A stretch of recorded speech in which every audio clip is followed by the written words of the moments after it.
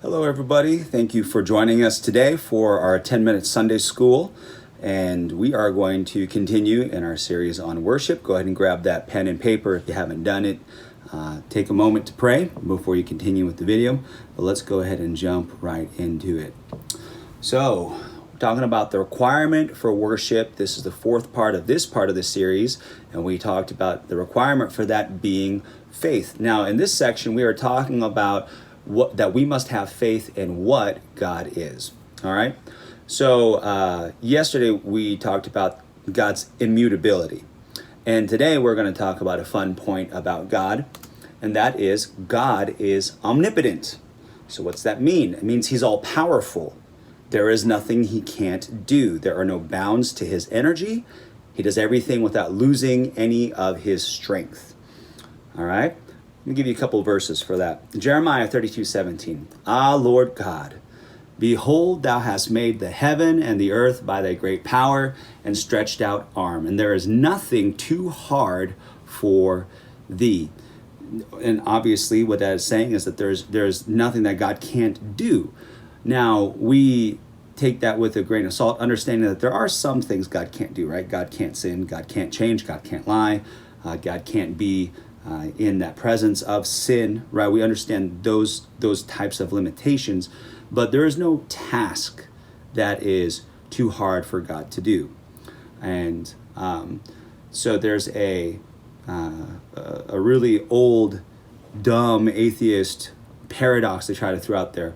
Well, if God is all powerful, could he make a rock so big that he wouldn't be able to lift it? Right? And they present this paradoxical type question. Now, the problem with that question is that is presuming that God is a physical being and that he has some sort of physical limitation. So the size or weight of a rock has no bearing on God. It just doesn't have any effect on him whatsoever. So the question itself is flawed from the beginning. But there's nothing too hard from God, right? Look at this other verse here, right? In Isaiah 40:28. Hast thou not known? Hast thou not heard that the everlasting God, the Lord, the creator of the ends of the earth, fainteth not, neither is weary? There is no searching of his understanding. So God doesn't get tired. God doesn't get weary. And I know someone out there might be saying, well, how come he rested on the seventh day? Well, no, it states, yes, that he rested on the seventh day, but not like he had to take a break on the seventh day. It is stating a fact in Genesis that after 6 days of creation, on the seventh day, he rested. He stopped. He was done. There was nothing left for him to do. So he stopped.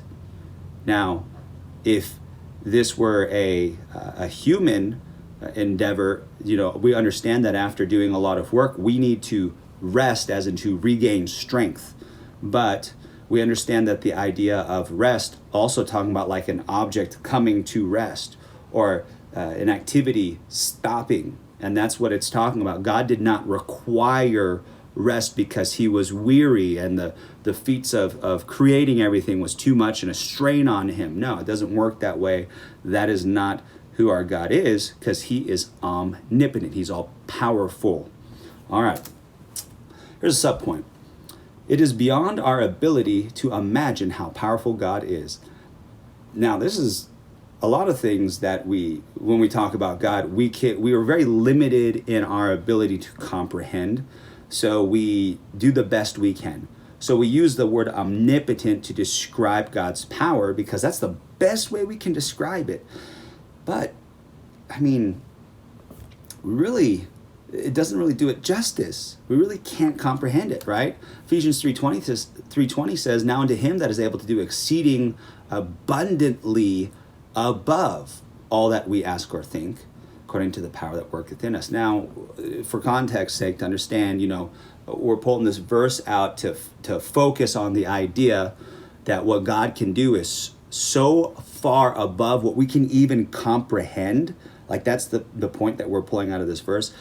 Paul is setting up reasoning basically as to why Christians should live as Christians, right? And chapter 4, he begins to start that argument, that line of thinking about, well, because of all of these things, this is why we should walk according to the vocation in which we're I think something to that effect. But it's talking about Christians living as Christians, and he's laying out the argument, and he happens to use this verse. Now, that is crazy. As powerful as you could possibly imagine, it says that God can do exceeding abundantly above that. Whatever you can possibly think, whatever anyone could ever possibly imagine, God can do exceeding abundantly above that. That's how powerful our God is. We can't even imagine it. Here's the next subpoint. His power is what holds literally everything together. Or I guess I could have phrased that. His power is what holds everything literally together, right? Colossians 1:17, it says, and he is before all things, and by him all things consist. And what's this saying here? Not only did Jesus make everything, right? Not only was Jesus present at creation and created everything, by him all things consist. The word consist there means held together, right? Everything is held together. So God's power literally holds everything together, which is a really awesome concept. I love that verse, and I love what that means.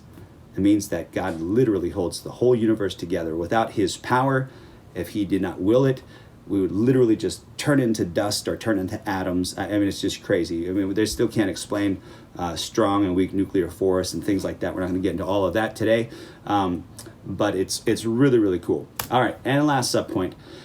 God also possesses absolute authority with his power. Now, it's one thing to be all-powerful, but we also know that God has absolute authority. He is sovereign. He decides what to do. And think of it like this. He's the owner of everything because he created everything. He had the power to create every single thing that is in existence. So therefore, he has the authority to do whatever it is that he pleases with that creation that he has made. Right? Psalms 115:3, it says, but our God is in the heavens. He hath done whatsoever he hath pleased. Understand that with this type of power, God does whatever it is he wants.